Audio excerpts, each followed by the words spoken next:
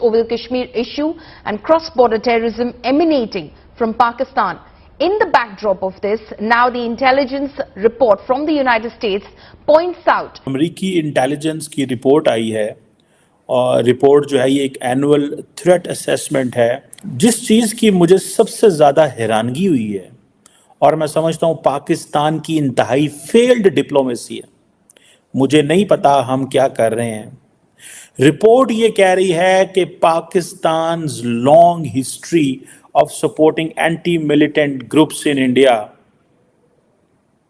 ये रिपोर्ट कह रही है कि पाकिस्तान की एक लंबी हिस्ट्री है कि वो एंटी इंडिया मिलिटेंट ग्रुप्स को सपोर्ट करता है। हो सकता है आप में से बहुत से लोगों को मालूम ही होगा, लेकिन फिर भी मैं आपको बता दूं कि जी यूएस की एक इंटेलिजेंस रिपोर्ट आई है और उसमें ये कहा गया है, बहुत से लोग तो पाकिस्तान से भी कहते हैं कि जी ठीक ही कहा जाता है, यानी जो एलिगेशंस लगती हैं वो ठीक ही होती हैं, और वो ये कि पाकिस्तान से उस रिपोर्ट में ये कहा गया है कि बहुत से ऐसे मिलिटेंट्स ग्रुप हैं जो कि एंटी इंडिया हैं और एंटी भारत हैं, उनको पाकिस्तान में सपोर्ट किया जाता है। ये बात भी जो है उस रिपोर्ट में बताई गई है।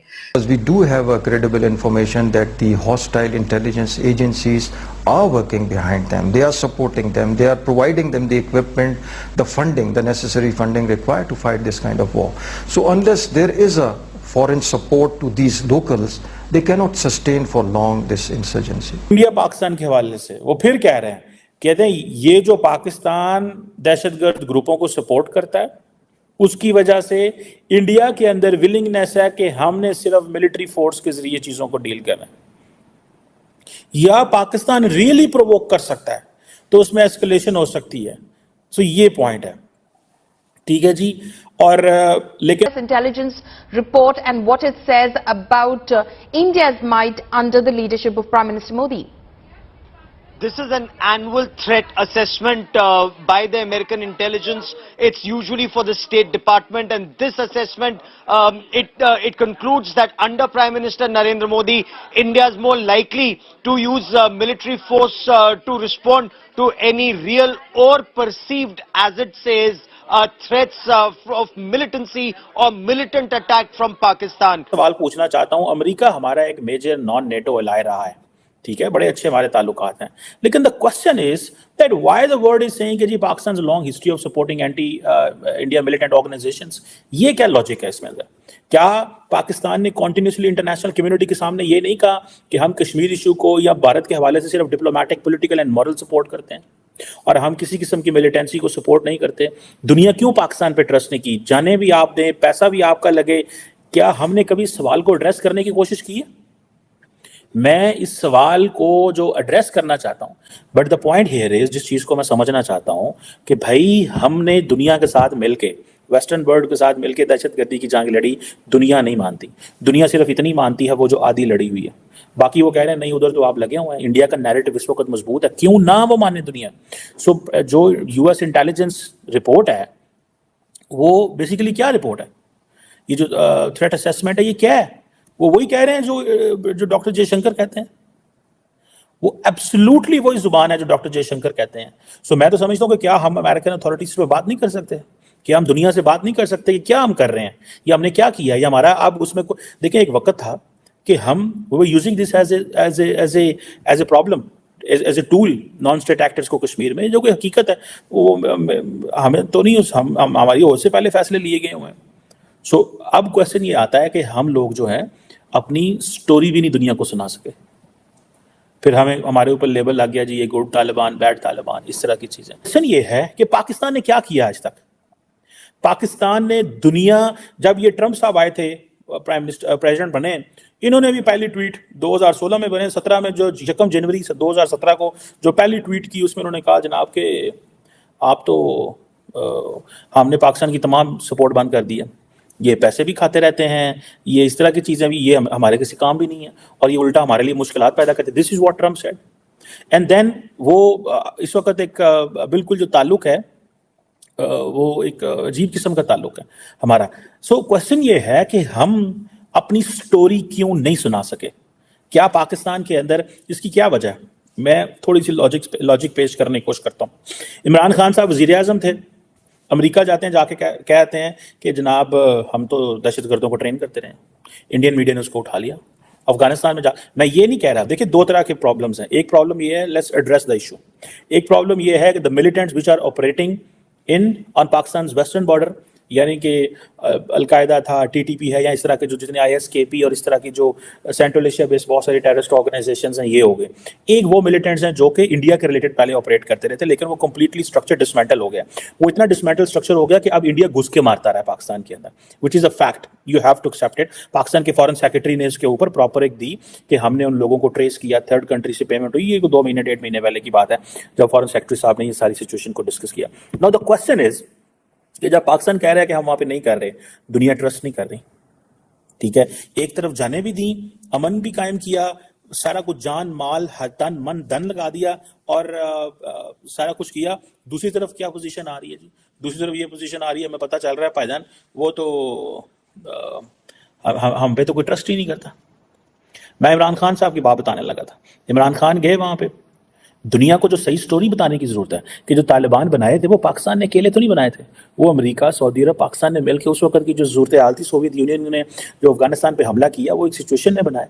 उसके बाद हमारी नालायकी कि हम उस सिचुएशन को प्रॉपरली डील ना कर सके और फिर हमने उस सब प्रोसेस से पीछे ना हटे और उसका हिस्सा बन गए, फिर तालिबान को सपोर्ट करते रहे, सारा कुछ करते रहे। आज तालिबान हुकूमत में आ गए हैं, ठीक है, और हमारी उनसे बनती नहीं है, ठीक है। ये भी हमने कभी इसको भी सवाल जवाब समझने की कोशिश नहीं की कि ये हमारे 50 साल अफगानिस्तान में जो ज़ाया हुए हैं वो क्यों हैं।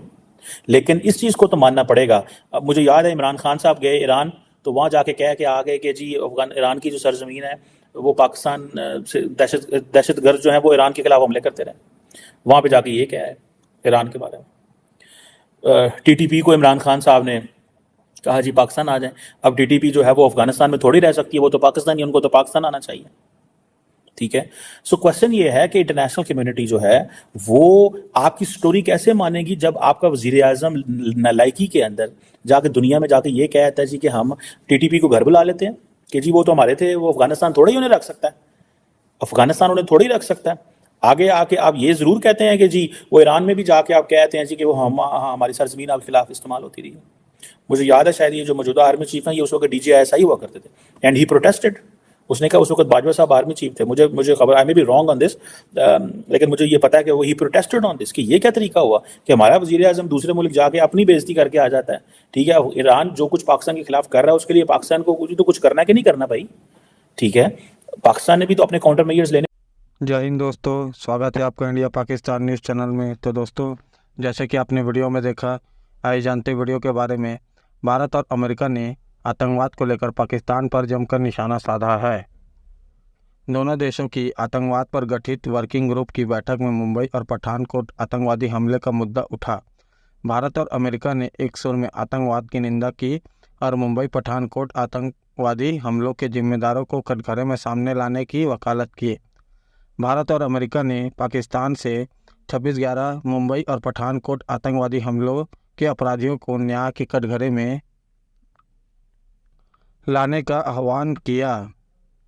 अमेरिकी विदेश विभाग ने गुरुवार को एक रिपोर्ट जारी कर कहा, दोनों देशों ने 5 मार्च को वाशिंगटन DC में US India counter terrorism joint working group की 20वीं बैठक और 6वीं डेजिग्नेशन डायलॉग की बैठक में इन दोनों आतंकवादी हमलों की चर्चा की।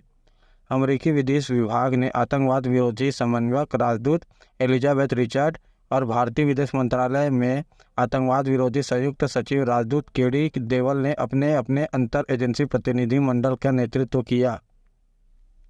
अमेरिका और भारत के ने सभी आतंकवादी समूहों के खिलाफ ठोस कार्रवाई का आह्वान भी किया, जिसमें संयुक्त राष्ट्र सुरक्षा परिषद 12 से 67 प्रतिबंध समिति द्वारा प्रतिबंधित समूह जैसे अलकायदा, IS, इस्लामिक स्टेट समूह जैसे अलकायदा, लश्कर तैयबा, LT और जैसे मोहम्मद भी शामिल है। उन्होंने अपनी व्यापक वैश्विक और राजनीतिक साझेदारी के असाधारण मूल्य और स्थायित्व पर जोर दिया और आतंकवाद का मुकाबला करने और अपने व्यापक द्विपक्षीय सहयोग के अभिन्न अंग के रूप में क्षेत्रीय सुरक्षा को बढ़ावा देने के लिए अपनी प्रतिबद्धताओं की पुष्टि की।